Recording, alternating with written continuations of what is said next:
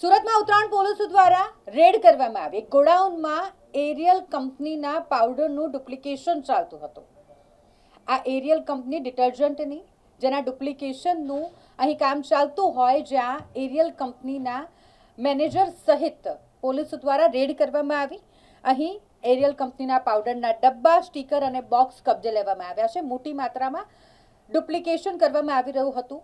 અહીં ડુપ્લિકેટ માલ બનાવવામાં આવી રહ્યો હતો. મોટા વરાછાથી આઉટર રિંગ રોડ તરફ જતા રસ્તા પર આ ગોડાઉન હતું કે જ્યાં ડુપ્લિકેશન ચાલતું હોય, ત્યાં રેડ કરી તમામ મુદ્દામાલ કબજે કરાયો છે.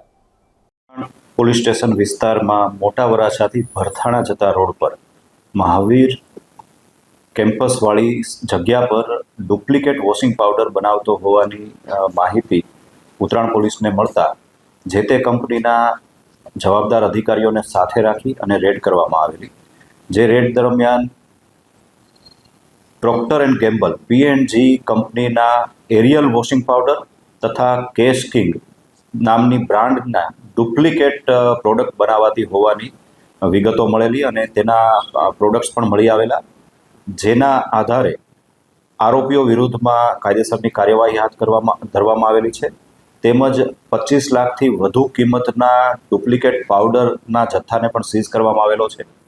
3 આરોપીઓની ધરપકડ કરવામાં આવેલી છે, જેમાં મોનિલ ધોળિયા, સાહિલ વિરાણી અને મેહુલ પટેલ નામના વ્યક્તિઓનો સમાવેશ થાય છે. આ 3 આરોપીઓ પૈકી મોનિલ ધોળિયા નામના જે વ્યક્તિ છે તેના વિરુદ્ધમાં અગાઉ કામરેજ પોલીસ સ્ટેશન વિસ્તારની હદમાં આ પ્રકારનો જ ગુનો અગાઉ પણ દાખલ થઈ ચૂકેલ છે. સર, તે રીતે આ જે ડુપ્લિકેટ બ્રાન્ડેડ કંપનીના ડુપ્લિકેટ પાવડર કિંગ શેમ્પૂ આનું વેચાણ બજારમાં કરવામાં આવ્યું છે.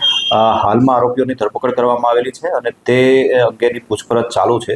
પ્રાથમિક તપાસ મુજબ જે ડુપ્લિકેટ પ્રોડક્ટ બનાવવામાં આવતી તેને આરોપીઓ દ્વારા સુરત શહેર તેમજ ગ્રામ્ય વિસ્તારોમાં છૂટક વેપારીઓને ત્યાં ડિસ્ટ્રીબ્યુટ કરી અને તેનું માર્કેટ કિંમત કરતાં ઓછા ભાવે વેચાણ કરવામાં આવેલ હોવાની હકીકત જણાઈ આવેલ છે.